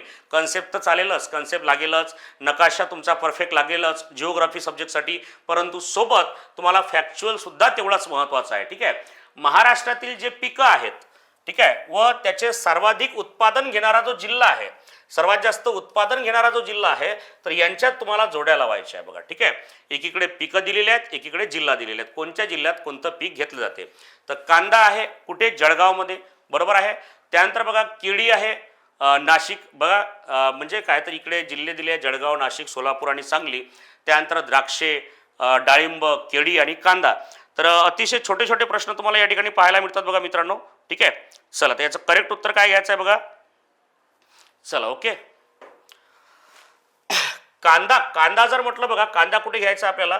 ठीक आहे, सोलापूर आहे, सांगली आहे. सर्वात पहिले एक करायचं की जे केळी आहे, तर केळी जळगाव, हे तुम्हाला माहित आहे सर्वांना, केळी जळगाव माहित आहे. मग बीला 1 येते का तेवढं चेक करून घ्यायचं. चला पहा, बीला 1 येते का चेक करा. केळी म्हटलं तर जळगाव पाहिजे आपल्याला, बस बाकी काहीच नाही पाहिजे बघा. आता बीला 1 या ऑप्शनमध्ये आहे, बीला 1 या ऑप्शनमध्ये आहे. ठीक आहे, बीला बघा हे 2 ऑप्शन या ठिकाणी रॉंग झालेत बघा. ठीक आहे, चला क्लिअर, म्हणजे ऑप्शन 1 आणि ऑप्शन 3 मध्ये तुमचं उत्तर आहे. केळी म्हटलं तर जळगाव, बरोबर आहे, एवढंच तुमच्याकडे आहे फक्त, बस क्लिअर. त्याच्यानंतर पाहता आता 1 आणि 3 मध्ये तुमचं ऑप्शन आहे. आता बघा द्राक्ष, द्राक्ष कुठं आहे पहा बरं, द्राक्ष म्हणजे अंगूर, बरोबर आहे, अंगूर कुठे आहे पहा मित्रांनो. ठीक आहे, एक तर आता नाशिक असणार किंवा सांगली असणार बघा. ठीक आहे, तर बघा आता या ठिकाणी करेक्ट उत्तर काय आलं पाहिजे, सी ला उत्तर काय पाहिजे. सी ला यांनी घेतलेला आहे 4 नंबरला बघा. ठीक आहे, दोन्ही ऑप्शन मध्ये सी ला 4 बघा, मग सी ला 4 घेतलेला आहे बघा. येत्या लक्षात, सी ला 4 म्हणजे द्राक्ष कुठं आहे म्हणते, सांगलीला, बरोबर आहे. द्राक्ष कुठे येतात तर सांगलीला येतात. सलग झालं, क्लिअर झालं इथपर्यंत, म्हणजे इथपर्यंत जवळपास ऑप्शन सारखे आहेत. आता कांदा राहिला आणि डाळिंब राहिलेला आहे बघा. ठीक आहे, तर बघा इथं आता आपल्याला पहिला कांदा बघायचा आहे. कांदा कुठे येतो मित्रांनो, तर नाशिक, बरोबर आहे. कुठे येते, पुणे आहे, नाशिक आहे, बरोबर आहे. ठीक आहे, नाशिक, लासलगाव, बरोबर आहे, येतं लक्षात. आणि डाळिंब जर म्हटलं तर सोलापूरमध्ये घ्यायचं आहे बघा. म्हणजे डीला 3 म्हणजे ऑप्शन नंबर कोणतं घ्यायचं, ऑप्शन नंबर 1 मध्ये बघा. ठीक आहे, म्हणजे महाराष्ट्रातील पिके आणि कोणत्या जिल्ह्यामध्ये जास्त प्रमाणात, म्हणजे आता तसं जर पाहिलं तर प्रत्येकच जिल्ह्यामध्ये घेतले जाते, बरोबर आहे. प्रत्येक जिल्हा घ्यायचा का मग नाही, आपल्या शेतामध्ये बा सर अमरावतीमध्ये राहतो मी ना, माझ्या शेतामध्ये कांदा घेतला जाते, मग तुम्ही अमरावती लिहिसाल का कांद्यासाठी, नाही, मोठ्या प्रमाणात उत्पादन कुठे केलं जाते, तर त्यानुसार आपल्याला उत्तरं घ्यायचे असतात बघा. तर ऑप्शन नंबर काय आहे मित्रांनो, तर ऑप्शन नंबर 1 येत आहे बघा. ठीक आहे, तर बघा जवळपास या सेशनमध्ये जे प्रश्न ॲड केले होते मित्रांनो, तर ते मोस्ट ऑफ एक्झाममध्ये येण्याची बघा पॉसिबिलिटी आहे. ठीक आहे, यामध्ये आपण काही कन्सेप्ट पाहिल्या, काही फॅक्च्युअल डेटा पण पाहिला. तर मित्रांनो तुम्हाला एकच करायचं आहे, तुम्ही काय करायचं आहे मित्रांनो, हे 7 पार्ट एकदा बघून घ्यायचे बघा. ठीक आहे, म्हणजे तुमची एक बेस्ट रिव्हिजन होईल आणि तुम्हाला एक आयडिया येईल की आपल्याला नेमकं काय करून जायचं आहे परीक्षेला बघा. ठीक आहे मित्रांनो, तर बघा व्हिडिओ जर आवडला मित्रांनो तर नक्की लाईक करायचं बघा. ओके, आणि एक महत्त्वाची गोष्ट म्हणजे आपल्याच सारखे आपले मित्र सुद्धा अभ्यास करत असेल तर मित्रांपर्यंत सुद्धा आपल्याला हे लेक्चर शेअर करायचं आहे मित्रांनो. आणि तुमचे काही डाऊट असेल तर तुम्ही कमेंटमध्ये या ठिकाणी विचारू शकता बघा. ठीक आहे, चला मित्रांनो, पुन्हा भेटूया नेक्स्ट पार्टमध्ये. तोपर्यंत चांगल्या पद्धतीने अभ्यास करायचा आहे मित्रांनो. ठीक आहे, थँक्यू सो मच.